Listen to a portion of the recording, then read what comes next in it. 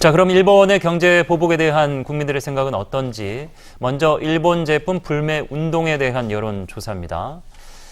참여하고 있느냐라고 물었을 때 80% 가까이가 참여하고 있고 미참여가 19%인데 모름 무응답이 1.8%밖에 되지 않습니다. 그 얘기는 이 사안에 대해서는 국민들이 명확하게 의견이 갈리고 있다. MBC도 마찬가지입니다. 77.5 대 19.8. 여기 역시 무응답이 2.6에 불과했습니다. 일본 불매운동을 어떻게 하고 있느냐.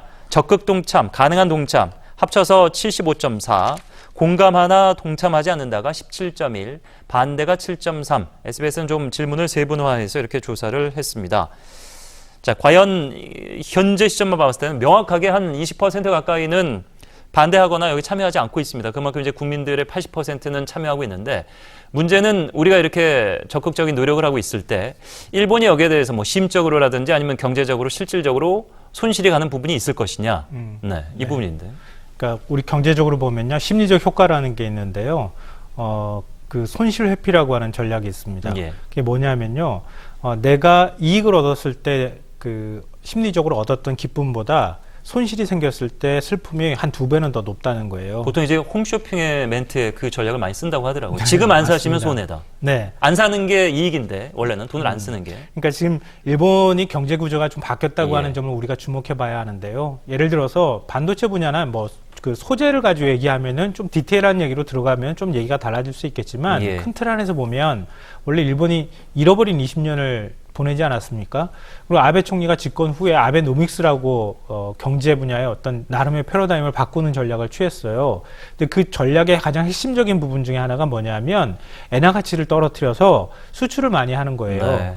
그러니까 엔화 가치가 많이 떨어진 상황에서 수출이 느니까 이전에 일본 경제에서 차지하고 있는 총 수출에 관한 비중이 한 20% 정도밖에 안 됐거든요. 근데 지금 55%로 늘어났어요.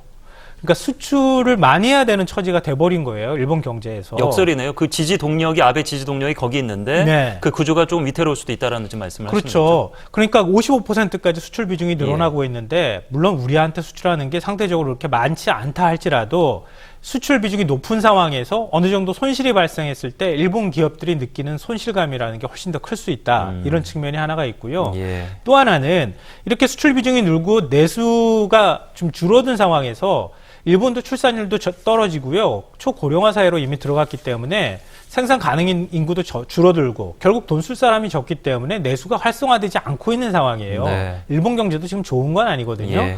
그럼 내수를 어떻게 활성화할 것이냐 이런 그 나름의 대안으로 나온 게 관광 활성화예요. 근데 한국의 관광객들이 지금 중소도시나 이런 데 거의 안 가다시피 하는 상황 아닙니까? 그런 측면에서 일본에서 느끼는 어떤 타격감이나 이런 것들은 심리적 타격감으로 봐도 훨씬 더 클 수 있다. 우리가 예. 예상하는 것보다 저는 그렇게 생각합니다. 예.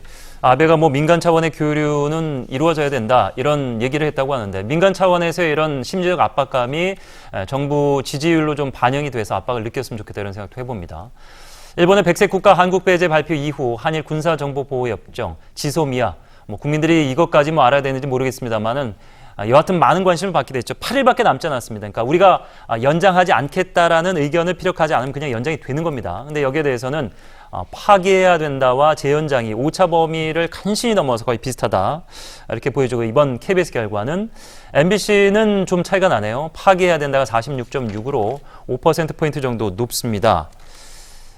그리고 SBS는 파기해야 되느냐 그랬더니 유지해야 된다가 56.2입니다. 사뭇 다른 결과인데 여하튼 이제 우리 입장에서는 이것을 당초 이제 일본의 경제 보복이 현실화됐을 때 상당히 유용한 카드로 꺼내 들었습니다만은 신종 입장으로 바뀌었고 현재 상황에서는 이 카드를 쓰지는 않을 것 같은 그런 분위기예요. 그러니까 지소미아 파기는 물론 여론을 살피는 것도 중요하지만은 저런 어떤 여론조사 결과 더하기 전문가들의 얘기를 먼저 들어봐야 될 것 같은데 그런 지소미아로 인해서 우리가 받는 이익도 상당히 높은 걸로 그렇게 알려져 있거든요. 예.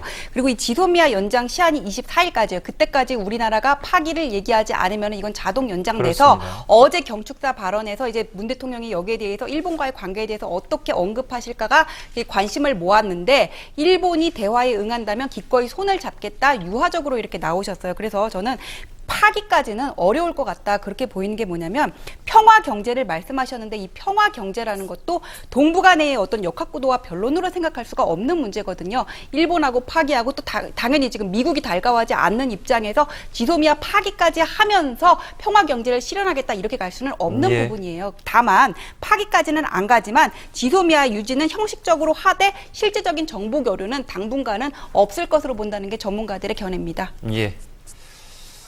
자, 이제 내수 경제가 그렇게 좋지 못하다 일본도 김선 평론가가 이렇게 얘기를 했습니다만 사실 올림픽과 같은 큰 국제 행사를 치르면은 내수 경제가 활발해지는 그런 효과가 있습니다. 그만큼 일본도 도쿄 올림픽이 경제적으로 보나 대외적인 어떤 이미지로 보나 성공 개최가 아주 중요한 시점인데 그래서 여당 내부에서 일부 의원들이 이거 보이콧해야 되는 거 아니냐.